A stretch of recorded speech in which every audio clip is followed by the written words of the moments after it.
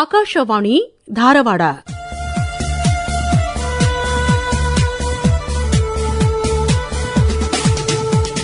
ಬಾನುಲಿಯ ಭಿತ್ತಿಯಿಂದ 90ರ ಬಾನುಲಿಯ ಒಡನಾಟದ ಬಗೆಗಿನ ಕಾರ್ಯಕ್ರಮ ಸರಣಿ ಬಾನುಲಿಯ ಭಿತ್ತಿಯಿಂದ.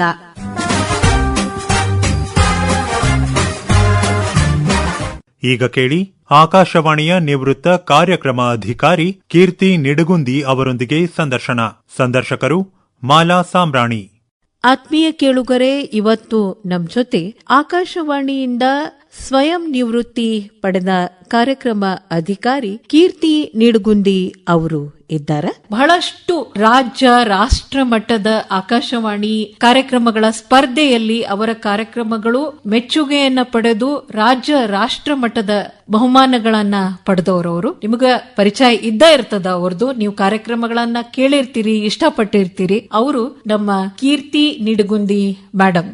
ನಮಸ್ಕಾರ ಹಾಗೂ ಸ್ವಾಗತ ಮೇಡಮ್. ನಮಸ್ಕಾರ ಮಾಲಾ ಅವರ. ನಮಸ್ಕಾರ ನಮ್ಮ ಕೇಳುಗರಿಗೂ. ನಿಮ್ಮನ್ನ ನೋಡಿ ನನಗ್ ಬಹಳ ಖುಷಿ ಆಗ್ತದೆ. ನಾನು ಆಕಾಶವಾಣಿಗೆ ಸೇವೆಗೆ ಸೇರೋಕ್ಕಿಂತ ಮುಂಚೆನ ನಿಮ್ಮ ಕಾರ್ಯಕ್ರಮಗಳ, ನಿಮ್ಮ ಧ್ವನಿಯ ಅಭಿಮಾನಿ. ಕೇಳುಗರೆ, ಧ್ವನಿ ಕೇಳಲಿಕ್ಕೆ ಎಷ್ಟು ಚಂದನೋ ಅವ್ರು ನೋಡ್ಲಿಕ್ಕೆ ಅದಕ್ಕಿಂತ ಚಂದ. ನಮ್ಮ ಕೀರ್ತಿ ಮೇಡಮ್ ಅವರು ಆಕಾಶವಾಣಿಯ ಹುದ್ದೆಯನ್ನ ನೀವು ಆಯ್ಕೆ ಮಾಡಿಕೊಂಡಿದ್ದು ಯಾಕ ಅಂತ ನಾ ಕೇಳ್ತೀನಿ. ಯಾಕಂದ್ರೆ ನನಗ್ ಗೊತ್ತು, ನೀವು ಕ್ವಾಲಿಫೈಡ್ ಇಂಜಿನಿಯರ್, ಇಲೆಕ್ಟ್ರಿಕಲ್ ಇಂಜಿನಿಯರಿಂಗ್ ಓದೋರು, ಕ್ವಾಲಿಫೈಡ್ ಇಂಜಿನಿಯರ್. ನೀವು ಇಂಜಿನಿಯರಿಂಗ್ ಕಾಲೇಜ್ನಲ್ಲಿ ಉಪನ್ಯಾಸಕರಾಗಿ ಕೆಲಸ ಮಾಡ್ತಾ ಇದ್ದವರು. ಆಕಾಶವಾಣಿಗೆ ಹೆಂಗ್ ಸೇರಿದ್ರಿ ಅಂತ? ಮಾಲಾ ಅವರ, ನೀವು ನಿಮ್ಮ ಮೆಚ್ಚುಗೆಯನ್ನ ನನ್ನ ಬಗ್ಗೆ ವ್ಯಕ್ತಪಡಿಸಿದ್ರಿ, ಅದಕ್ಕೆ ನಾನು ನಿಮಗೆ ಬಹಳ ಥ್ಯಾಂಕ್ಸ್ ಹೇಳ್ತೀನಿ.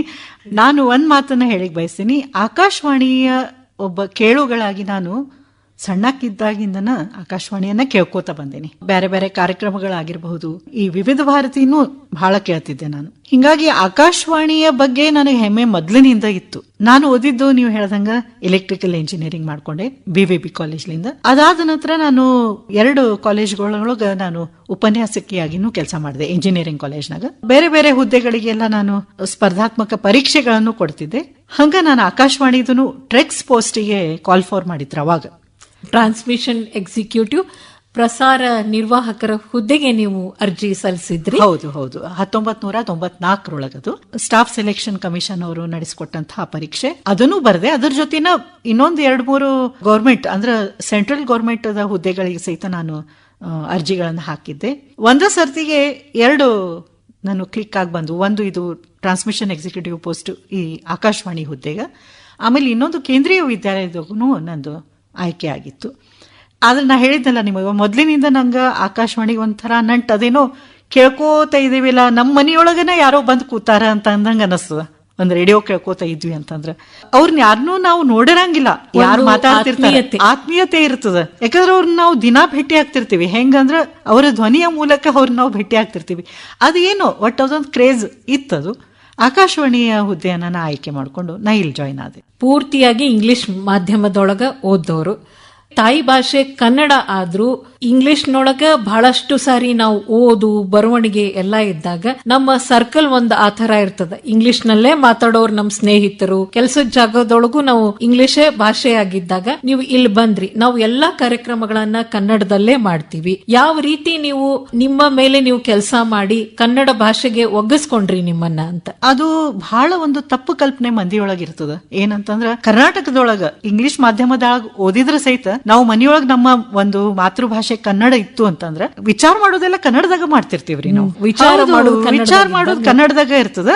ನೀವು ಇಂಗ್ಲಿಷ್ ಮೀಡಿಯಂದಾಗ ಕಲ್ತಿರ್ತೀರಿ ಅಂದಿದ್ದಕ್ಕ ಅವಾಗ ನೀವು ಇಂಗ್ಲಿಷ್ ಮಾಧ್ಯಮದಾಗ ನೀವು ಮಾತಾಡೋದು ಇಂಗ್ಲಿಷ್ ಮಾತಾಡಬಹುದು. ಆದ್ರೆ ನೀವು ಮನೆಗ್ ಬಂದ್ಮೇಲೆ ಮತ್ತು ನೀವು ಕನ್ನಡದಾಗ ಮಾತಾಡ್ತೀರಿ. ಪ್ರಥಮ ಭಾಷೆ ನಮ್ದು ಇಂಗ್ಲಿಷ್ ಆಗಿತ್ತು, ಆದ್ರೆ 2ನೇ ಭಾಷೆ ದ್ವಿತೀಯ ಭಾಷೆ ನಂದು ಕನ್ನಡನ ಆಗಿತ್ತು ಶಾಲೆಯೊಳಗನು. ಹಿಂಗಾಗಿ ಕನ್ನಡ ಜೊತೆ ಯಾವತ್ತು ನನಗೆ ನಂಟಿದ್ದ ಇತ್ತು. ಏನಾಯ್ತು ಮುಂದೆ ಇಂಜಿನಿಯರಿಂಗ್ ಓದೋದಾತು, ಅದೆಲ್ಲ ಇಂಗ್ಲಿಷ್ ಮಾಧ್ಯಮದಾಗನ ಓದೋದಾತು. ಇಲ್ಲಿ ಬಂದು ನಾನು ಸೇರ್ಕೊಂಡಾಗ ಎಲ್ಲಾನು ಕನ್ನಡಮಯ. ಅಂದ್ರೆ ಎಲ್ಲ ನೀವು ಕಾರ್ಯಕ್ರಮಗಳನ್ನ ಮಾಡೋದು, ಬರೆಯೋದು, ನಿಮ್ಮ ಸ್ಕ್ರಿಪ್ಟ್ ಅನ್ನ ಬರೆಯೋದು, ಲಿಪಿ ಬರೆಯೋದು ಎಲ್ಲಾನು ಕನ್ನಡದಾಗ ಇತ್ತು. ಆದ್ರೆ ನಾನು ನನ್ನ ದ್ವಿತೀಯ ಭಾಷೆ ಕನ್ನಡ ಇರೋದ್ರಿಂದ ನನಗೇನಷ್ಟು ಹಂತಾಪರಿಂದ ಏನು ಬಹಳ ವಜ್ಜಾ ಅಂತೇನು ಅನಿಸ್ಲಿಲ್ಲ. ಆತು, 1 ತಿಂಗಳ 2 ತಿಂಗಳ ನನಗ ಒಂದ್ ಸ್ವಲ್ಪ ಅದಕ್ಕೆ ಹೋಗ್ಲಿಕ್ಕೆ ಒಂದ್ ಸ್ವಲ್ಪ ಟೈಮ್ ಬೇಕಾತು.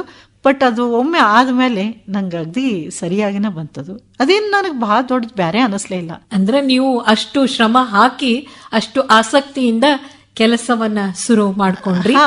ನಿಮ್ಮ ಆರಂಭಿಕ ದಿನಗಳು ಹೆಂಗಿದ್ವು? ಈಗ ಒಬ್ಬ ಡ್ಯೂಟಿ ಆಫೀಸರ್, ಕರ್ತವ್ಯ ಅಧಿಕಾರಿಯಾಗಿ ಪ್ರಸಾರ ನಿರ್ವಾಹಕರು ಕೆಲಸ ಮಾಡಬೇಕಾಗ್ತದೆ. ಬಹಳಷ್ಟು ಜವಾಬ್ದಾರಿಗಳು ಅದಕ್ಕಿರ್ತಾವ. ಆ ಅನುಭವಗಳು, ಡ್ಯೂಟಿ ರೂಮ್ ಅಂತ ನಾವು ಆ ಕಾರ್ಯ ಕೊಠಡಿಯನ್ನ ಕರಿತೀವಿ, ಅಲ್ಲಿನ ನಿಮ್ಮ ಅನುಭವಗಳನ್ನ ಹಂಚ್ಕೊಳ್ಬೇಕು. ಡ್ಯೂಟಿ ಆಫೀಸರ್ ಅಂತ ಹೇಳಿ ನಾನು ಇಲ್ಲಿ ಸೇರ್ಕೊಂಡಾಗ ಈ ಹುದ್ದೆಯನ್ನ ನಾ ಸೇರ್ಕೊಂಡಾಗ ನನಗೆ 2 ತಿಂಗಳ ಮಗು ಇತ್ತು. ಬಾಣಂತಿನ ಅಂತ ಹೇಳ್ಬೋದು. ಹೌದು ಅವಾಗ್ಲೇನ ನಾನು ಜಾಯಿನ್ ಆದೆ. ಇಲ್ಲಿಯ ನನ್ನ ಸಹೋದ್ಯೋಗಿಗಳು ಬಹಳ ನಂಗ ಹೆಲ್ಪ್ ಮಾಡಿದ್ರು, ಬಹಳ ನೆರವನ್ನ ಕೊಟ್ರು. ಆಮೇಲೆ ಮುಖ್ಯವಾಗಿ ನನ್ನ ತಂದೆ ತಾಯಿಗಳನ್ನ ನಾನು ಬಹಳ ನೆನೆಸ್ಕೋತೀನಿ. ಯಾಕಂತಂದ್ರ ನನ್ನ ಮಗುನ ಎಲ್ಲಿ ಬಿಟ್ಟು ಬರಬೇಕು ಅನ್ನುವಂಥ ಚಿಂತೆ ಅಷ್ಟಾಗಲಿಲ್ಲ ನನಗೆ. ಆ ಹೊತ್ತಿನಾಗ ಇವತ್ತಿನಂಗ ಅಷ್ಟು ಪ್ಲೇ ಹೋಮ್ಸ್ ಆಗಲಿ ಅಥವಾ ಹಿಂಗೆಲ್ಲ ಹುಡುಗರನ್ನ ಬಿಟ್ಟು ಬರಬೇಕು ಅನ್ನುವಂಥದ್ದು ಏನಿರಲಿಲ್ಲ.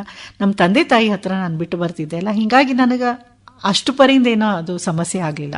ಶಿಫ್ಟ್ ಡ್ಯೂಟಿ ಇರ್ತಿತ್ತು, ಹೀಗಾಗಿ ಕಲ್ಕೋತ್ ಹೋದೆ. ಆದ್ರೆ ಒಂದನ್ನು ಮಾತ್ರ ನಾನು ಯಾವತ್ತಿಗೂ ಮರೆಯಂಗಿಲ್ಲ. ಏನಂದ್ರೆ ಪ್ರತಿದಿನ ನಾವು ಹೊಸದನ್ನ ಕಲ್ಕೋತ್ ಹೋದೆ, ಪ್ರತಿದಿನ ಹೊಸದನ್ನ. ಯಾವುದೇ ಕೆಲಸ ನಾ ಯಾಕೆ ಇದನ್ನ ಮಾಡಬೇಕು, ಇದನ್ನ ಓದಿದ್ದಲ್ಲ ಅಂತ ಹಿಂಗೆ ನನಗೆ ಅನಿಸ್ಲಿಲ್ಲ. ಯಾಕಂದ್ರೆ ಎಲ್ಲಾ ಕೆಲಸಗಳನ್ನು ನಾವು ಕಲಿಬೇಕಾಗಿತ್ತು. ನಂಗೆ ಕಲೀಲಿಕ್ಕೆ ಅವಕಾಶನೂ ಮಾಡಿ ಕೊಟ್ರು ಬಹಳ ಜನ. ನಂಗೆ ಏನ್ ತಿಳಿತಿರ್ಲಿಲ್ಲ ಅದನ್ನು ಬೇರೆಯವ್ರು ನನಗೆ ಹೇಳಿನೂ ಕೊಡ್ತಿದ್ರು. ನಾವೇನೋ ನಾ ಯಾಕೆ ಅವ್ರನ್ನ ಕೇಳಬೇಕು ಅನ್ನೋ ಅಂತ ಮನೋಭಾವ ಇಟ್ಕೋಬಾರ್ದು. ಅದನ್ನ ನಮ್ಮ ತಂದೆ ತಾಯಿ, ಹೌದು, ನಮ್ಮ ತಂದೆ ತಾಯಿ ನಂಗೆ ಹೇಳ್ಕೊಟ್ಟಿದ್ದೆ ಅದು. ನನಗೆ ಏನಾದ್ರೂ ಗೊತ್ತಿಲ್ಲ ಅಂತ ನಂಗೆ ಗೊತ್ತಿಲ್ಲ ಅಂತ ಹೇಳ್ಬಿಡು, ಗೊತ್ತಿಲ್ದಿದ್ರು ನಂಗೆ ಬರ್ತದ ಅಂತ ಹೇಳಿ ನೀ ಹೇಳ್ಕೋತ್ ಕೂತಿ ಅಂದ್ರೆ ನೀ ಅದನ್ನ ಎಂದೂ ಕಲೀಲಿಕ್ಕೆ ಸಾಧ್ಯ ಇಲ್ಲ ಅಂತನೋ ಮಾತು. ಅದನ್ನ ನಮ್ಮ ತಂದೆಯವರು ಹೇಳಿದ್ದನ್ನ ಇವತ್ತಿಗೂ ನಾನು ನೆನೆಸ್ಕೋತೀನಿ. ನಂಗೆ ಏನ್ ತಿಳಿತಿರ್ಲಿಲ್ಲ, ಹೊಸದಾಗಿ ಬಂದಿರ್ತಿದ್ದೆ. ಸಹಜವಾಗಿ ನಂಗೆ ಎಲ್ಲಾ ಕೆಲಸ ಗೊತ್ತಿರ್ತಿರ್ಲಿಲ್ಲ, ಕೇಳ್ತಿದ್ದೆ. ನಮ್ಮ ಸೀನಿಯರ್ಸಿಗೆ ಕೇಳ್ತಿದ್ದೆ, ನನ್ನ ಜೊತೆ ಕೆಲಸ ಮಾಡೋರಿಗೆ ಕೇಳ್ತಿದ್ದೆ. ನಾ ಒಬ್ಬ ಟ್ರೆಕ್ಸ್ ಆಗಿ ಬಂದ್ರು ಒಬ್ಬ ಅನೌನ್ಸರ್ ಕಡೆಯಿಂದ ಸಹಿತ ನಾ ಎಷ್ಟೊಂದು ಕಲ್ತೆ, ಒಬ್ಬ ಪೆಕ್ಸ್ ಕಡೆಯಿಂದನೂ ಎಷ್ಟೊಂದು ಕಲ್ತೆ, ನಮ್ಮ ಅಗ್ದಿ ಸುಪೀರಿಯರ್ಸ್ ಕಡೆಯಿಂದಂತೂ ಹೌದು ಅವ್ರ ಕಡೆಯಿಂದ ಕಲ್ತೆ. ಅದಲ್ದನ ನಮ್ಮಲ್ಲಿ ಕೆಲಸ ಮಾಡ್ತಿರುವಂತ ಎಂಜಿನಿಯರ್ಸ್ ಕಡೆಯಿಂದನೂ ಸಹ ನಾ ಕಲ್ತೆ. ಕಲಿಯೋದು ಬಹಳ ಇರ್ತಿತ್ತು, ಕಲೀಲಿಕ್ಕೆ ನಾನು ಯಾವತ್ತೂ ರೆಡಿ ಆಗಿರ್ತಿದ್ದೆ. ಹಿಂಗಾಗಿ ನನಗೇನು ಅಷ್ಟು ಸಮಸ್ಯೆ ಆಗಲಿಲ್ಲ. ಮೇಡಮ್, ನಾನು ನಿಮ್ಮ ಕಾರ್ಯಕ್ರಮಗಳನ್ನ ಒಬ್ಬ ಕೇಳುಗಳಾಗಿ ಕೇಳಿದಾಗ ಆ ಕಾರ್ಯಕ್ರಮಗಳು ಬಹಳಷ್ಟು ಉತ್ಕೃಷ್ಟ ಗುಣಮಟ್ಟದವು ಅಂತ ಹೇಳ್ಬೋದು. ಅದಕ್ಕೆ ನೀವು ಎಷ್ಟು ಸುಸಂಬದ್ಧವಾಗಿ ಅಂತ ಹೇಳ್ಬೋದೇನೋ, ಸಂಗೀತವನ್ನ ಅಷ್ಟು ಸರಿಯಾಗಿ ಮಿಕ್ಸ್ ಮಾಡ್ತಿದ್ರಿ. ಅದು ಕೇಳಿದಾಗ ಸರಳ ಅನ್ಸುವಷ್ಟು ಸರಳ ಕೆಲಸ ಅಲ್ಲ. ಆ ಒಂದು ಸುಂದರವಾದ ಒಂದು ಕಾರ್ಯಕ್ರಮ ಮಾಡಿ ಅದು ಕೇಳುಗರ ಮನಸ್ಸು ಮುಟ್ಟಬೇಕಂತ ಹೇಳಿದ್ರೆ ಅದ್ರ ಹಿಂದೆ ಬಹಳ ಪರಿಶ್ರಮ ಇರ್ತದೆ. ನೀವು ಒಂದು ಕಾರ್ಯಕ್ರಮವನ್ನ ಮಾಡಬೇಕು, ಒಂದು ರೂಪಕ ಏನೋ ಒಂದು ಮಾಡಬೇಕು ಅಂದಾಗ ನಿಮ್ಮ ತಯಾರಿ ಹೆಂಗಿರ್ತಿತ್ತು? ಮಾಲವರೇ, ಇವತ್ತಿನ ದಿವಸದಾಗ ನಾವು ಏನು ತಾಂತ್ರಿಕತೆಯನ್ನ ನೋಡ್ಲಿಕ್ಕತ್ತೇವಲ್ಲ ಆಕಾಶವಾಣಿಯೊಳಗ, ಆ ತಾಂತ್ರಿಕತೆ ಅವಾಗಿರ್ಲಿಲ್ಲ. ನಾನ್ ಜಾಯಿನ್ ಆದಾಗಂತೂ ಇರ್ಲಿಲ್ಲ. ಅವಾಗೆಲ್ಲ ನಮ್ಮ ಈ ರೆಕಾರ್ಡಿಂಗ್ ಗಳನ್ನೆಲ್ಲ ನಾವು ಮೆಲ್ಟ್ರಾನ್ ಡೆಕ್ ಮೇಲೆನ ಮಾಡ್ತಿದ್ವಿ. ಮುಂದೆ ಕಂಪ್ಯೂಟರ್ಗಳು ಬಂದು ಆ ಒಂದು ತಾಂತ್ರಿಕತೆಗೆ ಸಹಿತ ನಮ್ಮನ್ನು ನಾವು ಅಳವಡಿಸ್ಕೊಂಡ್ವಿ, ಅದರ ಅಭ್ಯಾಸ ಮಾಡ್ಕೊಂಡ್ವಿ. ಯಾಕಂದ್ರೆ ಮುಂದೆ ಭವಿಷ್ಯದಾಗ ಇವ ಅಂತ ಅನ್ನೋದು ಯಾವಾಗ ನಮ್ಮ ತಲೆಯೋಗಿ ಬಂತಲ್ಲ, ಅವಾಗ ಎಲ್ಲಾರ್ಗೂ ಕಂಪಲ್ಸರಿಯಾಗಿ ನಾವು ಅದನ್ನ ಮಾಡ್ಲಿಕ್ಕತ್ವಿ. ಒಂದು ಎರಡನೇದು, ಅದು ಹೊಸದಿರ್ತಿತ್ತು. ನಾ ಹೇಳಿದ್ನಲ್ಲ, ದಿನಾ ಒಂದು ಕಲಿಯೋದಿರ್ತಿತ್ತು. ಈ ಒಂದು ಫೇಸ್ ಏನಿತ್ತಲ್ಲ 1995ರಿಂದ ಮುಂದೇನು ಲಘು ಲಘು ಲಘು ಲಘು ಬೆಳವಣಿಗೆ ಹಾಕೋತ್ ಹೋತ್ರಿ ತಾಂತ್ರಿಕತೆಯೊಳಗೆ. ಅದನ್ನೆಲ್ಲ ನಾವು ಕಲಿಬೇಕಾಯ್ತು, ಅನಿವಾರ್ಯತೆ ಇತ್ತು. ಆಮೇಲೆ ಅದ್ರೊಳಗೊಂದು ಮಜಾನೂ ಇರ್ತಿತ್ತು. ಹೊಸದನ್ನು ನಾವು ಕಲೀಲಿಕ್ಕತ್ತೇವಪ್ಪ ಅಂಥೇಳಿ ಅದನ್ನ ಕಲಿತೆ, ಅದು ಆಗ್ತಿತ್ರಿ. ಎರಡನೇದು, ಆ ಟೈಮ್ ಒಳಗೆ ಇವತ್ತಿನಂಗೆ ಇಂಟರ್ನೆಟ್ ಇರಲಿಲ್ಲ. ಹೌದ್ರಿ, ಬಹಳಷ್ಟು ವಿಷಯಗಳನ್ನ ಲೈಬ್ರರಿನ ನಮಗೆ ಏನಂದ್ರೆ ಹೋಲ್ ಅಂಡ್ ಸೋಲ್ ನಮಗೆ ಲೈಬ್ರರಿನ. ಅಲ್ಲಿ ಕೂತು ಅಲ್ಲಿಂದ ಏನೇನ್ ಹೊಸದೇನದ ಅದ್ರ ಬಗ್ಗೆ ಓದ್ಕೋತಿದ್ವಿ, ತಿಳ್ಕೊತಿದ್ವಿ, ಪೇಪರ್ ಓದ್ತಿದ್ವಿ, ಏನೇನ್ ಹೊಸದೇನಾಗ್ಯದ. ಅದ್ರಾಗೂ ವಿಶೇಷವಾಗಿ ನನಗೆ ವಿಜ್ಞಾನದ ಬಗ್ಗೆ ಬಹಳ ಒಲವು ಇರ್ತಿತ್ತು. ಹಿಂಗಾಗಿ ವಿಜ್ಞಾನದ ಒಂದು ಕ್ಷೇತ್ರದಾಗ ಏನೇನ್ ಬೆಳವಣಿಗೆ ಆಗ್ಲಿಕ್ಕತ್ತದ, ಯಾಕಂದ್ರೆ ಅವಾಗ ಅಗ್ದಿ ಬಹಳ ಫಾಸ್ಟ್ ಆಗಿ ಬೆಳವಣಿಗೆ ಆಗ್ಲಿಕ್ಕತ್ತಿತ್ತು. ಅದ್ರ ಬಗ್ಗೆ ಕಲಿಯೋದಾಗ್ಲಿ, ಅದನ್ನೆಲ್ಲ ನಾವು ಪುಸ್ತಕ ಓದಿ ಅಥವಾ ಮ್ಯಾಗಝಿನ್ ಓದಿ, ಪೇಪರ್ ಓದಿ ಇದನ್ನ ಮಾಡ್ತಿದ್ವಿ. ಅದ್ರೊಳಗೆ ರಿಸರ್ಚ್ ಮಾಡಿದವರು ಅವ್ರನ್ನ ಕರೆಸಿ ಅವ್ರ ಕಡೆ ಕೇಳಿ ತಿಳ್ಕೊಂಡು ಆ ಒಂದು ಎಲ್ಲಾ ವಿಷಯಗಳನ್ನ ತಿಳ್ಕೊಂಡು ಆದ್ಮೇಲೆ ಏನಾರೇ ಬರೀಲಿಕ್ಕೆ ಒಂದಿಷ್ಟು ಅಂದ್ರೆ ಒಂದು ಮಾತದ ಮಾನವರ ಇವತ್ತಿಗೂ ಆಕಾಶವಾಣಿ ಅದನ್ನ ಉಳಿಸ್ಕೊಂಡ್ ಬಂದದ. ಏನಂದ್ರೆ ಅದರ ಅಥೆಂಟಿಸಿಟಿ. ಒಂದು ಸರ್ತಿ ಆಕಾಶವಾಣಿ ಮೇಲೆ ಏನೋ ಒಂದು ಪ್ರಸಾರ ಆತು ಅಂತಂದ್ರ ಅದು ಖರೆ, ಅದನ್ನ ನಂಬೋರಿದ್ದಾರೆ. ಹೌದು, ಹಂಗ ಅಲ್ಲ ಅಂದ್ರೆ ಯಾಕೆ ಹಂಗಂದ್ರ ವರ್ಷಾನ್ಗಟ್ಲೆ ಅದನ್ನ ಬೆಳೆಸ್ಕೊಂಡು ಬಂದಿದ್ದ ಆಕಾಶವಾಣಿ. ಒಂದು ಸಮಯ ಬದ್ಧತೆ, ಒಂದು ಇನ್ನೊಂದು ಅದರ ಏನ್ ಹೇಳ್ತದ ಅನ್ನೋದು ಅಥೆಂಟಿಕ್ ಆಗಿ ಇರ್ಬೇಕದು. ಅದೇನು ಹೇಳೋದು ಅದು ಖರೆ ಇರ್ಬೇಕು, ಅದಕ್ಕೆ ಇನ್ನೊಂದು ಪ್ರಶ್ನೆನೇ ಇರಬಾರ್ದು ಅಂತ ಒಂದು ಮಾಹಿತಿಯನ್ನ ಮಾತ್ರ ಕೊಡೋದು ಆಕಾಶವಾಣಿ ಅಷ್ಟೇ. ಸೊ ಅದನ್ನ ನಾವು ಎತ್ ಹಿಡಿಬೇಕು ಅಂತಂದ್ರೆ ಅಷ್ಟು ನಾವು ರಿಸರ್ಚ್ ಮಾಡಬೇಕಾಗ್ತಿತ್ತು, ಅಷ್ಟು ಸಂಶೋಧನೆ ಬೇಕಾಗ್ತಿತ್ತು, ಅಷ್ಟೆಲ್ಲ ತಯಾರಿ ಮಾಡ್ಕೊಂಡನ ನಾವು ಏನಾರೇ ಒಂದು ಸ್ಕ್ರಿಪ್ಟು ಅಥವಾ ಏನೋ ಒಂದು ಏನಾರೇ ಇರಲಿ, ಅದೊಂದು ರೂಪಕ ಇರಬಹುದು ಅಥವಾ ಒಂದು 5 ಮಿನಿಟಿನ ಕಾರ್ಯಕ್ರಮ ಇರ್ಬೋದು ಅಥವಾ 1 ಮಿನಿಟಿನ ಕಾರ್ಯಕ್ರಮ ಏನಿದ್ರೆ ಸಹಿತ ಅಷ್ಟು ಸಂಶೋಧನೆಯನ್ನ ಮಾಡಿನ ಮುಂದೆ ಹೋಗುವಂತ ಒಂದು ನಂದು ಅಂತ ಹಂಗಿತ್ತು. ಏನಾರೇ ಒಂದು ಕೆಲಸ ಹಿಡಿದ್ರೆ ಅದನ್ನ ಸರಿ ಮಾಡ್ಬೇಕು. ನೀವು ಪೂರ್ವ ತಯಾರಿಯಲ್ಲಿ ಬಹಳ ನಂಬಿಕೆ ಇಟ್ಟಿರ್ತಿದ್ರಿ, ಅದು ನಿಮ್ ಪ್ರೋಸೆಸ್ ಆಗಿತ್ತು. ಹೌದು. ಆಮೇಲೆ ನೀವು ಸಂಗೀತದ ಬಗ್ಗೆ ಕೇಳಿದ್ರಿ, ಅದಕ್ಕೆ ಆಪ್ಟ್ ಆಗಿರುವಂತಹ ಬಹಳಷ್ಟು ಎಲ್ಲಾ ಕಾರ್ಯಕ್ರಮಗಳಲ್ಲೂ ನೀವು ಬಹಳ ಚಂದ ಮ್ಯೂಸಿಕ್ ಮಿಕ್ಸ್ ಮಾಡೋರು. ಅದು ಬಹುಶಃ ನನ್ನನ್ನು ನಾನು ಪ್ರಸಾರಕ್ಕಿ ಅಂತನೋ ಒಂದು ಕಲ್ಪನೆಯಿಂದ ಹೊರಗೆ ಬಂದು ನಾವೊಬ್ಬ ಕೇಳುಗ ಅಂತ ಅನ್ಕೊಂಡು ನಾನು ಕೂತು ಕೇಳಿಕತ್ತಿದ್ರ ನನಗೇನ್ ಬೇಕಾಗ್ತದೋ ಅಂತ ಅನ್ನೋಂಥ ವಿಚಾರ ನಮಗ್ ಬಂತಂತಂದ್ರೆ ಅವಾಗ ಅದನ್ನ ನಾವು ನಮ್ಮ ಕಾರ್ಯಕ್ರಮದೊಳಗೆ ಹಾಕ್ತಿವಿ. ಈಗ ನಾನ ಕೇಳ್ಕೊತ್ ಕೂತೆ ಅನ್ಕೋರಿ ಒಂದು ಏನೋ ಕಾರ್ಯಕ್ರಮ, ಅದ್ರೊಳಗೆ ನನಗೆ ಏನ್ ಬೇಕಪ್ಪ, ಹಿಂಗಿದ್ರೆ ನಾನು ಜಾಸ್ತಿ ಅದನ್ನ ಎಂಜಾಯ್ ಮಾಡಬಹುದಲ್ಲ ಅಂತ ಹಿಂಗ ಅನಿಸ್ತಂತಂದ್ರೆ ಅದನ್ನ ನಾನು ಅದ್ರೊಳಗೆ ಅಳವಡಿಸ್ಕೊಳಿಕ್ ಸಾಧ್ಯ, ನಾ ಕಾರ್ಯಕ್ರಮ ಮಾಡಿದ್ರೆ. ಹಿಂಗಾಗಿ ಬಹುಶಃ ಆ ಒಂದು ಭಾವನೆ ನನ್ನೊಳಗಿತ್ತು. ನನಗೇನ್ ಬೇಕು ಅದನ್ನ ನಾ ಕೊಡೋದು ಬೇಡ, ಕೇಳುಗರಿಗೆ ಏನ್ ಬೇಕೋ ಅದನ್ನ ನಾನು ಕೊಡಬೇಕು ಅನ್ನೋದು ಬಹುಶಃ ಅದರಿಂದ ಮಾಡ್ತಿದ್ನೇನು. ರಾಜ ಶರವೇಗದ ಸರದಾರ, ಇವನ್ ಪ್ರಕಾರ ಬೈಕ್ ಹತ್ತು ಹಿಂಗ ಒಂದಿನ ಸಂಜೆ ಮುಂದ ಬೈಕನ್ನ ರಸ್ತೆ ಮೇಲೆ ಓಡಿಸೋ ಮುಂದ ಎದುರಿಗೆ ಬಂತೊಂದು ಭೂತ. ಯಾರು ಯಾರು ನೀ ಯಾರು ಅಂತ ಕೇಳ್ದ ರಾಜ.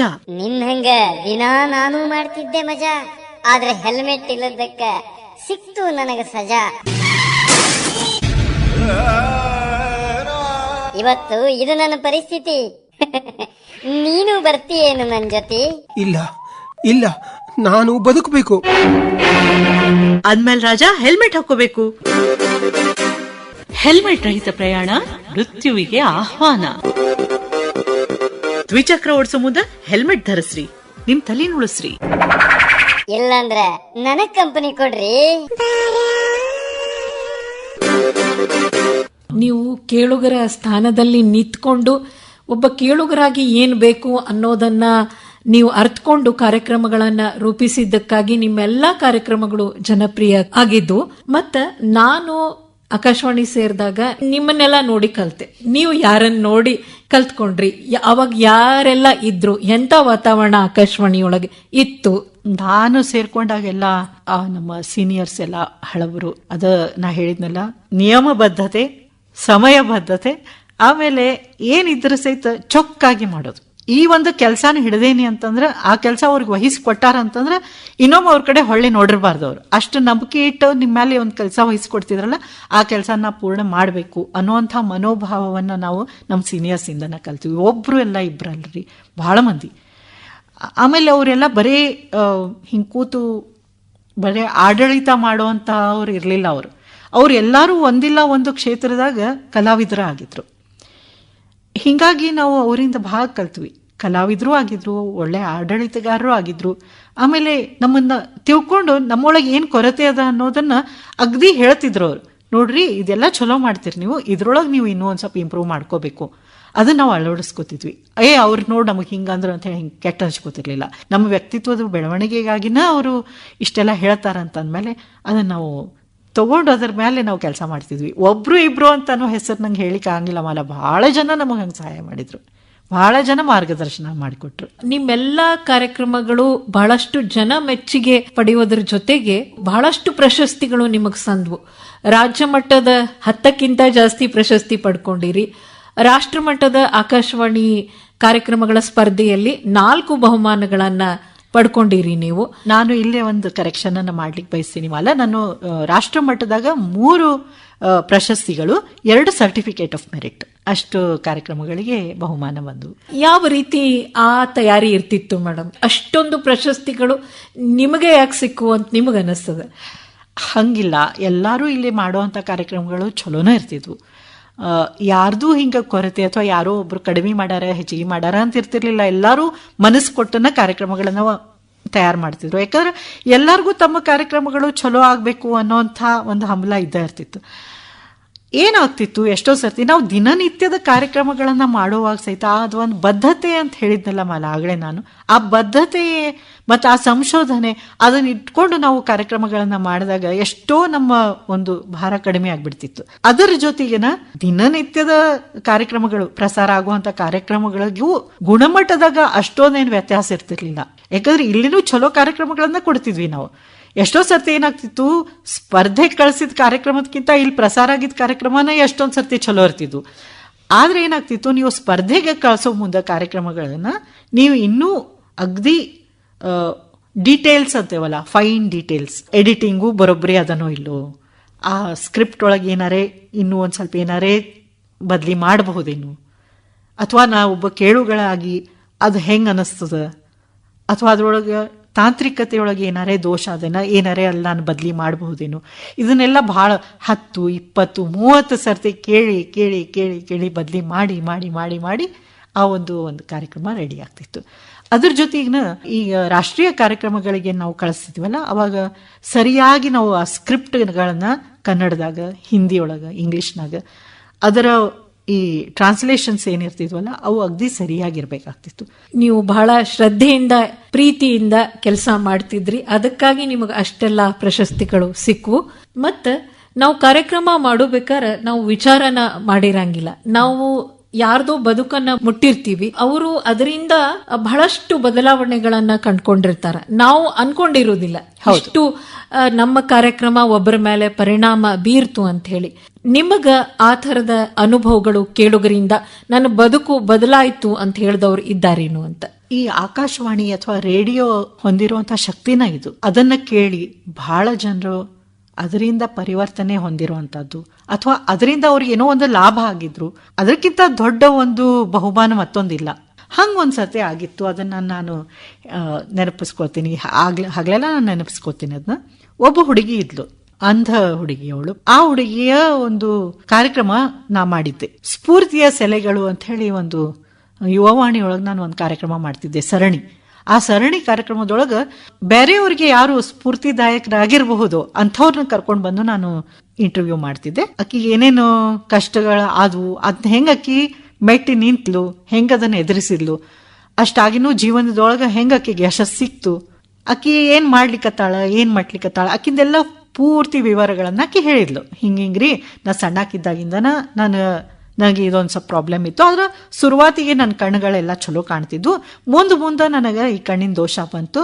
ಆದ್ರೆ ಆಮೇಲೆ ನನಗೆ ಬ್ರೈಲ್ ಲಿಪಿಯನ್ನು ನಾ ಕಲ್ತ್ಕೊಂಡೆ. ಒಂದು ಸ್ವಲ್ಪ ನಂಗೆ ಕಷ್ಟ ಆಯ್ತು, ಯಾಕಂದ್ರೆ ನನ್ನ ಕಣ್ಣಿದ್ದು, ಮುಂದೆ ನನಗೆ ಕಣ್ಣು ಹೋದ್ವು. ಹಿಂಗಾಗಿ ನನಗೆ ಬ್ರೈಲ್ ಲಿಪಿ ಕಲಿತೆ, BA ಮಾಡ್ಕೊಂಡೆ. ಈ ನಾ ಒಂದು ನೌಕರಿ ನೋಡ್ಲಿಕ್ಕತ್ತೀನಿ, ಆದ್ರೆ ಯಾವತ್ತು ನಾ ಪಾಸಿಟಿವ್ ಆಗಿ ವಿಚಾರ ಮಾಡ್ತೀನಿ ಮೇಡಮ್ ಅಂತ ಹೇಳಿದ್ಲು.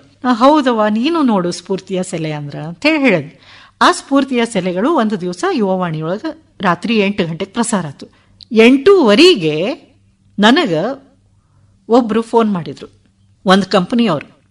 ನೀವು ಇದೇ ಈಗ ಒಬ್ಬ ಹುಡುಗಿಯ ಜೊತೆ ಒಂದು ಇಂಟರ್ವ್ಯೂ ಸಂದರ್ಶನವನ್ನು ಪ್ರಸಾರ ಮಾಡಿದ್ರಿ ಆಕಾಶವಾಣಿಯೊಳಗೆ, ನನಗೆ ನಿಮ್ಮ ನಂಬರ್ ಹೆಂಗೆ ಸಿಕ್ತಂತಂದ್ರೆ ನಿಮ್ಮ ಆಫೀಸಿಗೆ ಫೋನ್ ಮಾಡಿದ್ವಿ, ಅವರು ನಿಮ್ಮ ನಂಬರ್ ಕೊಟ್ಟರು, ನೀವೇ ಸಂದರ್ಶನ ಮಾಡಿದ್ರಿ ಅಂತ. ಮತ್ತು ಆ ಹುಡುಗಿಯ ನಂಬರ್ ಕೊಡ್ರಿ, ನಮ್ಮ ಒಂದು ಸಂಸ್ಥೆಯೊಳಗೆ ಆಕಿ ನಾವು ಕೆಲಸ ಕೊಡ್ತೀವಿ ಅಂತಂದು. ನಂಗೆ ಭಾಳ ಖುಷಿ ಆಯ್ತು. ಆದರೂ ನಾನು ಒಮ್ಗಿಲೆ ಆಕಿ ನಂಬರ್ ಕೊಡಲಿಲ್ಲ. ನಾ ಅಂದೆ, ಆತ್ರಿ ನಿಮ್ಮ ನಂಬರ್ ಕೊಡ್ರಿ, ನೀವು ಯಾರಂತ ಹೇಳ್ರಿ, ಆ ಹುಡುಗಿಗೂ ಒಂದು ಸರ್ತಿ ಕೇಳ್ತೀನಿ, ಆಕಿ ತಯಾರಿದ್ಲ ಅಂತಂದ್ರೆ ಮುಂದೆ ನೀವು ಆಕಿನ ಅಪ್ರೋಚ್ ಆಗಬಹುದು ಅಂತ ಹೇಳಿ. ಆಮೇಲೆ ಮುಂದೆ ಆಕಿ ಕೇಳಿದಾಗ ಮಾಡ್ತೀನಿ ರೀ ಮೇಡಮ್ ಅಂತಂದ್ಲು. ಆಕಿ ಇಲ್ಲೇ ಧಾರವಾಡದಾಗೋ ಏನು ಹುಬ್ಬಳ್ಳಿ ಹೋಗಿ ಕೆಲಸ ಸಿಕ್ತು ಆ ಒಂದು ಸಂದರ್ಶನದಿಂದ. ನನ್ಗೆ ಬಹಳ ಖುಷಿ ಆಗ್ಬಿಡ್ತು. ಇನ್ನು ಇದಕ್ಕಿಂತ ಹೆಚ್ಚಿನ ಬಹುಮಾನ ಏನ್ ಬೇಕಂತೀರಿ? ಅವರು ಆ ಹುಡುಗಿಯ ಜೀವನವೇ ಬದಲಿ ಆಯ್ತು, ಕೆಲಸ ಸಿಗುವುದು ಅಂದ್ರೆ ಸಾಮಾನ್ಯದ ಮಾತಲ್ರಿ. ಇದು ನನಗ ಯಾಕೆ ಗೊತ್ತಾತಂದ್ರ ಅವ್ರು ನನಗೆ ಫೋನ್ ಮಾಡಿದ್ರು ಅಂತ ನನಗೆ ಗೊತ್ತಾಯ್ತು. ನಮ್ಮ ಒಂದು ಪ್ರಸಾರ ಧನ್ಯತೆಯನ್ನ ಪಡ್ಕೋತು ಅಂತ ಅನಿಸ್ತದ ನಂಗ. ಹೌದಿಲ್ಲ? ನಿಜಕ್ಕೂ ಮೇಡಮ್, ಬಹಳಷ್ಟು ಕಾರ್ಯಕ್ರಮಗಳನ್ನ ನೀವು ಮಾಡಿದ್ದೀರಿ. ಅದರಲ್ಲಿ ಒಂದು ಕಾರ್ಯಕ್ರಮ girmit.com, ಆಗಿನ ಚಾಟ್ ಶೋ. ಆ ಕಾರ್ಯಕ್ರಮವನ್ನ ನೀವು ಯಾವ ರೀತಿ ರೂಪಿಸ್ತಿದ್ರಿ? ಅದು ಬಹಳ ವಿನೂತನ ಕಾರ್ಯಕ್ರಮ. 2006-7 ಪ್ರಸಾರ ಆಗ್ತಿತ್ತು. ಬಹಳಷ್ಟು ಕೇಳುಗರು ಇನ್ನೂ ನೆನಪಿನಲ್ಲಿ ಇಟ್ಟುಕೊಂಡಂತಹ ಕಾರ್ಯಕ್ರಮ. ನಾನು ಕೂಡ ಆ ಕಾರ್ಯಕ್ರಮದ ಅಭಿಮಾನಿ. ಅದಗ್ದಿ ಹೊಸದಾಗಿ ಶುರು ಆಗಿತ್ತು. ಮೆಟ್ರೋ ಸಿಟಿಗಳೊಳಗ ಈ FM ಪ್ರಸಾರ ಇರ್ತಿತ್ತು. ಅವಾಗ ಕಾರ್ ಒಳಗ ಅದು ಇದು ಎಲ್ಲ ಕೇಳ್ತಿದ್ರು. ಹಿಂಗಾಗಿ ಅಂಥ ಒಂದು ಕಾರ್ಯಕ್ರಮ ಮಾಡಬೇಕು, ಒಂದು ಸ್ವಲ್ಪ ನಮ್ಮಲ್ಲಿ ಲಿಸ್ನರ್ಶಿಪ್ ಜಾಸ್ತಿ ಮಾಡ್ಕೋಬೇಕು ಅನ್ನೋ ಉದ್ದೇಶದಿಂದ ಶುರು ಮಾಡಿದಂಥ ಕಾರ್ಯಕ್ರಮ. ನನಗೂ ಬಹಳ ಖುಷಿ ಅದ, ಅದು ಬಹಳ ಜನ ತಲುಪ್ತು ಮತ್ತು ಒಂಥರ ವಿಭಿನ್ನತೆಯನ್ನು ತಂದುಕೊಡ್ತು. ಅದು ನಿಜಕ್ಕೂ ವಿನೂತನ ಕಾರ್ಯಕ್ರಮ ಆಗಿತ್ತು. ಆ ಸಮಯದಲ್ಲಿ ಅದು ರೇಡಿಯೋಕ್ಕೆ ಬಹಳ ಹೊಸತು. ಹೌದು ಮೇಡಮ್, ನಿಮ್ಮ ಕಾರ್ಯಕ್ರಮಗಳಲ್ಲಿ ನೀವು ರೇಡಿಯೋಕ್ಕಾಗಿ ಬರ್ದಿರಿ ಕೂಡ. ಈಗ ನಿಮ್ಮದೇ ಆದ ರೂಪಕಗಳನ್ನ ನೀವು ನಿರ್ಮಾಣ ಮಾಡಿರ್ತೀರಿ. ಕೆಲವೊಂದು ಸಾರಿ ಬೇರೆಯವರು ಅದಕ್ಕಾಗಿ ಸ್ಕ್ರಿಪ್ಟ್ ಮಾಡಿಕೊಟ್ಟಿರ್ತಾರೆ, ರಚನೆ ಮಾಡಿರ್ತಾರೆ. ಅದು ಒಂದು ಥರ ಆತಂದ್ರೆ ಇನ್ನು ನೀವೇ ಬರೆದುಕೊಳ್ಳೋದು. ರೇಡಿಯೋಕ್ಕಾಗಿ ಬರಿಬೇಕು ಅಂದವರು ಯಾವ ರೀತಿ ಬರಿಬೇಕು ಅಂತ? ರೇಡಿಯೋಕ್ಕಾಗಿ ಬರಿಬೇಕು ಅನ್ನೋರಿಗೆ ಮೊದಲೇ ಟಿಪ್ ಏನಂತಂದ್ರೆ ಅವ್ರು ರೇಡಿಯೋನ ಕೇಳಬೇಕು. ಕೇಳಿದಾಗ ಅವ್ರಿಗೆ ಗೊತ್ತಾಗ್ತದೆ ಯಾವ ರೀತಿಯಾಗಿ ಒಂದು ಸ್ಕ್ರಿಪ್ಟ್ ಇರಬೇಕು ಅಂತ ಹೇಳಿ. ಒಂದು ಕಥಿನ ಆಗಿರಬಹುದು, ಅಥವಾ ಒಂದು ಟಾಕ್ ಆಗಿರಬಹುದು, ಅಥವಾ ಮತ್ಯಾವುದು ರೂಪಕ ಆಗಿರಬಹುದು, ನಾಟಕ ಆಗಿರಬಹುದು, ಯಾವುದೇ ಆಗಿರಬಹುದು. ಅದನ್ನು ನೀವು ರೇಡಿಯೋದಾಗ ಕೇಳಿದಾಗನ ನಿಮಗೆ ಯಾವ್ದು ಬೇರೆ ಯಾವುದಾದ್ರೂ ಕಾರ್ಯಕ್ರಮನ ಕೇಳಿದಾಗ ನಿಮಗೆ ಗೊತ್ತಾಗ್ತದೆ ಹೆಂಗೆ ಬರಿಬೇಕು ಅಂಥೇಳಿ. ಇಲ್ಲೇ ಮುಖ್ಯವಾಗಿ ರೇಡಿಯೋಗೆ ಏನು ಬೇಕು ಅಂತಂದ್ರೆ, ನೀವು ಯಾವುದೋ ಒಂದು ಕಾರ್ಯಕ್ರಮ ಮಾಡ್ರಿ, ಅದರೊಳಗೆ ನಿಮ್ಮ ವಾಕ್ಯಗಳು ಉದ್ದಿರಬಾರ್ದು. ಅಂದ್ರೆ ನೀವು ವಾಕ್ಯ ಹೇಳಿಕತ್ತಿದ್ದಾಗ ಅದು ಅಗದಿ ಸಣ್ಣ ವಾಕ್ಯ ಇರಬೇಕು. ಯಾಕಂದ್ರೆ ಮುಖ್ಯವಾಗಿ ಇದನ್ನ ಜನ ಕೇಳ್ತಿರ್ತಾರೆ ಕಿವಿಲೆ. ಈಗ ನಾ ಏನೋ ಹೇಳಿಕತ್ತೇನಂದ್ರೆ ಎಷ್ಟೊತ್ತು ನೀವು ಗ್ರಹಿಸ್ಬೋದು ಅದನ್ನ. ಈಗ ನಾ ಒಂದು ಸಣ್ಣ ವಾಕ್ಯ ಹೇಳಿದೆ ಅಂತಂದ್ರೆ ನೀವು ನೆನಪಿಡ್ತೀರಿ. ನಾವು ಉದ್ದ ಒಂದು ಪ್ಯಾರಾಗ್ರಾಫ್ನಷ್ಟು ದೊಡ್ಡ ವಾಕ್ಯನ ಹೇಳಿದೆ ಅಂತಂದ್ರೆ ಶುರುವಾತ್ ಎಲ್ಲಿ ಮಾಡಿದ್ದೆ ಅಂತ ನನಗೂ ನೆನಪಾಗಂಗಿಲ್ಲ, ನಿಮಗೂ ಗೊತ್ತಾಗಂಗಿಲ್ಲ. ಕಡಿಮೆ ಶಬ್ದಗಳನ್ನ ಉಪಯೋಗ ಮಾಡ್ಕೋತ 10 ವಾಕ್ಯಗಳನ್ನ ಮಾಡ್ರಿ, ಸಣ್ಣ ಸಣ್ಣ ವಾಕ್ಯಗಳನ್ನ ಮಾಡ್ರಿ. ಇದನ್ನ ನಂಗೆ ಹೇಳ್ಕೊಟ್ಟಿದ್ದು. ಸೊ ಇದೊಂದು ನಾನು ಯಾವತ್ತೂ ನೆನಪಿಡ್ತಿದ್ದೆ. ಇನ್ನೊಂದು ಅಂತಂದ್ರೆ ನಮ್ಮ ಭಾಷೆ ಚೊಕ್ಕಾಗಿರ್ಬೇಕು, ಜನರಿಗೆ ಲಘು ತಿಳಿಬೇಕು. ನೀವು ಬಹಳಷ್ಟು ಹೌದು ಮತ್ತೆ ಬಹಳಷ್ಟು ಸ್ಟ್ಯಾಟಿಸ್ಟಿಕ್ಸ್ ಅನ್ನ ಹಾಕಬಾರ್ದು. ಅಪ್ರಾಕ್ಸಿಮೇಟ್ ಆಗಿ ಏನ್ ಹೇಳಬೇಕು ಅಷ್ಟು ಹೇಳ್ರಿ. ಯಾರಾದ್ರೂ ಬರೀಲಿಕ್ಕತ್ತಿದ್ರ ಸ್ಕ್ರಿಪ್ಟ್ ಅನ್ನ ಸರಳ ಭಾಷೆಯನ್ನ ಉಪಯೋಗ ಮಾಡ್ರಿ. ನೀವು ಎಷ್ಟು ಸರಳ ಉಪಯೋಗ ಮಾಡ್ತಿರೋ ಅದು ನಿಮಗೂ ಚಲೋ, ಬದಲಾವಣೆ ಏನಾರು ಮಾಡ್ಲಿಕ್ಕೆ ಮತ್ತು ಮಂದಿಗೂ ಕೇಳಲಿಕ್ಕೆ ಚಲೋ. ನಾ ಹೇಳ್ದಂಗ ನೀವು ಯಾವತ್ತೂ ಕೇಳುಗನ ಸ್ಥಾನದೊಳಗೆ ಇದ್ಕೊಂಡು ನೀವು ಬರೆದ್ರಿ ಅಂದ್ರ ಬಹುಶಃ ಅದು ನಿಮಗೆ ಅರ್ಥ ಆಗ್ತದೆ. ನಾವು ಕಾರ್ಯಕ್ರಮಗಳನ್ನ ನಿರ್ಮಾಣ ಮಾಡೋಬೇಕಾದ್ರೆ ಬಹಳಷ್ಟು ಸವಾಲುಗಳನ್ನ ಕೂಡ ಎದುರಿಸ್ತಿರ್ತೀವಿ. ಈ ಸೇವಾವಧಿಯೊಳಗ ಸವಾಲಿನ ವಿಷಯಗಳು ನಿಮ್ಗೇನಾಗಿದ್ವು ಅಂತ, ಚಾಲೆಂಜಸ್ ಏನು ಇದ್ವು ನಿಮ್ಗೆ? ಚಾಲೆಂಜಸ್ ಏನೋ ಭಾಳ ಇದ್ವು. ಆದ್ರೆ ಮಾಲ ಹೆಂಗಂದ್ರೆ ನಾವು ಚಾಲೆಂಜಸ್ ಅನ್ನ ಹೆಂಗ್ ಎದುರಿಸ್ತೀವಿ, ಅದನ್ನ ನಾವು ಖುಷಿಯಿಂದ ಎದುರಿಸ್ತೀವೋ ಅಥವಾ ಯಪ್ಪ ಯಾಕರೆ ಬಂತಪ್ಪ ಇದು ಅಂತ ಹಿಂಗ ಅನ್ಕೋತೀವೋ, ಇವು ಎರಡರ ನಡು ಬಹಳ ಫರ್ಕ್ ಅದ. ನಾವು ಅದನ್ನ ಖುಷಿಯಿಂದ ಪಾಸಿಟಿವ್ ಆಗಿ ವಿಚಾರ ಮಾಡ್ಕೊಂಡು ಸಕಾರಾತ್ಮಕವಾಗಿ ಅದನ್ನ ನಾವು ಎದುರಿಸ್ಕೋತ ಹೋದ್ವಿ ಅಂತಂದ್ರೆ ನಮಗೆ ಬಹಳ ಖುಷಿ ಆಗ್ತದೆ. ನಾನು ನನ್ನ ಸೇವೆ ಉದ್ದಕ್ಕೂ ನೋಡ್ರಿ, ನಾನು 1994 ಜಾಯಿನ್ ಆಗಿದ್ದೆ ಆಕಾಶವಾಣಿಯನ್ನ. 2019 ನಾನು ವಾಲಂಟರಿ ರಿಟೈರ್ಮೆಂಟ್ ಅನ್ನ ತಗೊಂಡೆ. ಈ ಒಂದು ಅವಧಿಯೊಳಗ ತಾಂತ್ರಿಕತೆ ಬಹಳ ಬದಲಾವಣೆ ಆಕೋತ್ ಹೋತು, ಬಹಳ ಬದಲಾವಣೆ ಆಯ್ತು. ಅದನ್ನ ಹೇಳ್ದಂಗ ನಾವು ಶುರುವಾತಿಗೆಲ್ಲ ಟೇಪ್ ರೆಕಾರ್ಡಿಂಗ್ ಮಾಡಿದವರು, ಆ ನಂತರ ಕಂಪ್ಯೂಟರ್ನೊಳಗೆ ಬಂದು ಕಂಪ್ಯೂಟರ್ನೊಳಗೆ ಸಹಿತ ಬಹಳಷ್ಟು ಬೇರೆ ಬೇರೆ ಥರದ ಸಾಫ್ಟ್ವೇರ್ಗಳು ಬದಲಿ ಆಗ್ತಿದ್ವು, ಪ್ರತಿ ಸರ್ತಿ ಬದಲಿ ಆಗ್ತಿದ್ವು. ಸಿಡಿಗಳು ಬಂದ್ವು, ಆಮೇಲೆ ಸಿಡಿಗಳು ಹೋದ್ವು, ಎಲ್ಲ ಕಂಪ್ಯೂಟರ್ನೊಳಗೆ ರೆಕಾರ್ಡಿಂಗ್ ಶುರು ಆಯ್ತು, ಕಂಪ್ಯೂಟರ್ನೊಳಗೆ ಎಡಿಟಿಂಗ್ ಶುರು ಆಯ್ತು, ಎಡಿಟಿಂಗ್ನೊಳಗೂ ಬೇರೆ ಬೇರೆ ಸಾಫ್ಟ್ವೇರ್ ಇವೆಲ್ಲ. ಮತ್ತೆ ಬದಲಾವಣೆ ಅಂದ ಕೂಡಲೇ ಅದೊಂದು ಸ್ವಲ್ಪ ದಿವಸ ಬೇಕಾಗ್ತಿತ್ತು ನಮಗೆ. ಈ ಒಂದು ಸಾಫ್ಟ್ವೇರ್ಲಿಂದ ಇನ್ನೊಂದು ಸಾಫ್ಟ್ವೇರಿಗೆ ನಾವು ದಿನದ ಕೆಲಸ ನೋಡ್ರಿ ಅದು.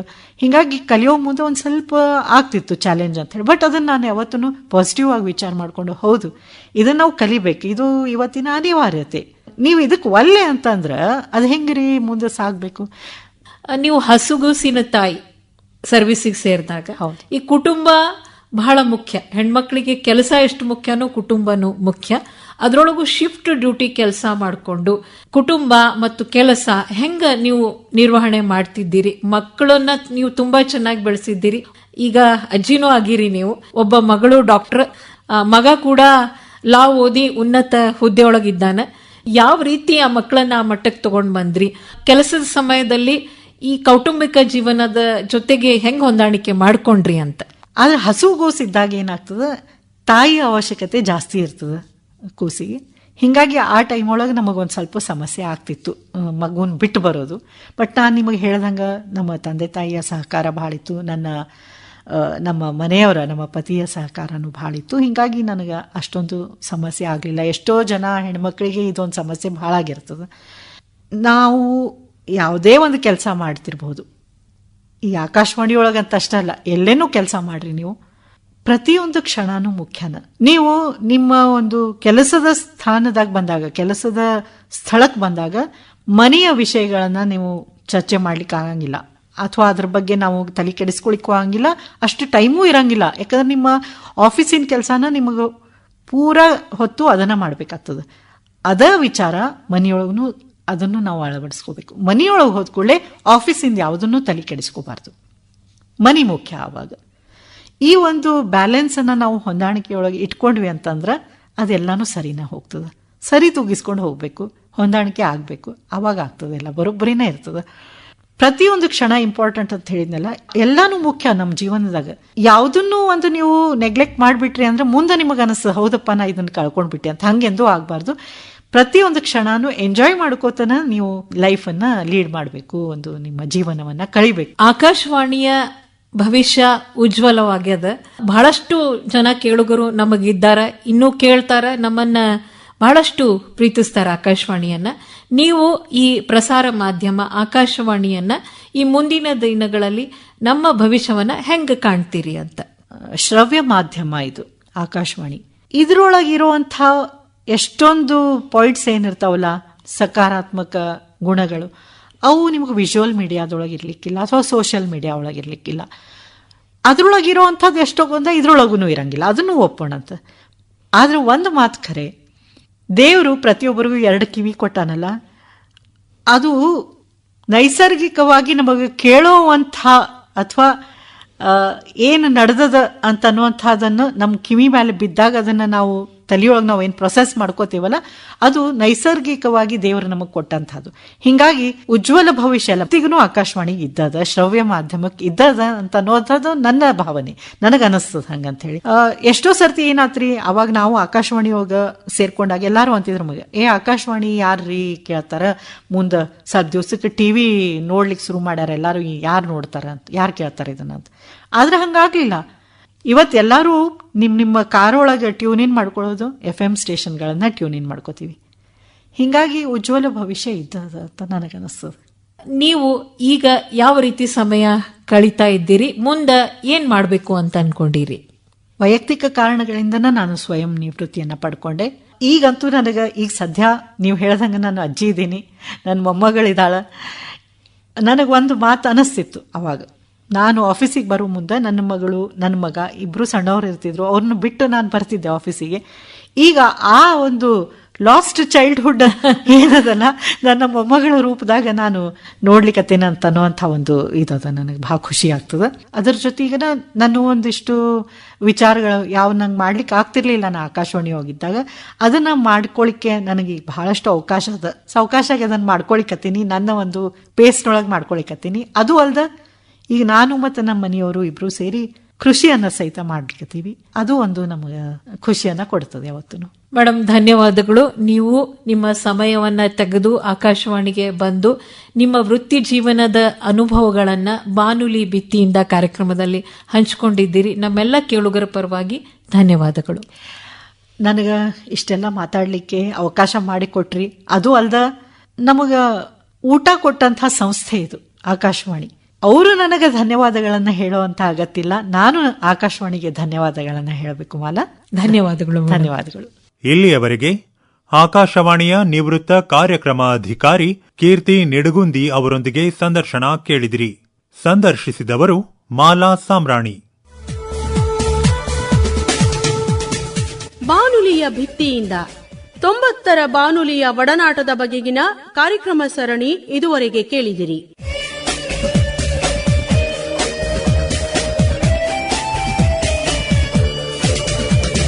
ಮತ್ತೆ ಮುಂದಿನ ವಾರ ಇದೇ ವೇಳೆಗೆ ಬಾನುಲಿಯ ಭಿತ್ತಿಯಿಂದ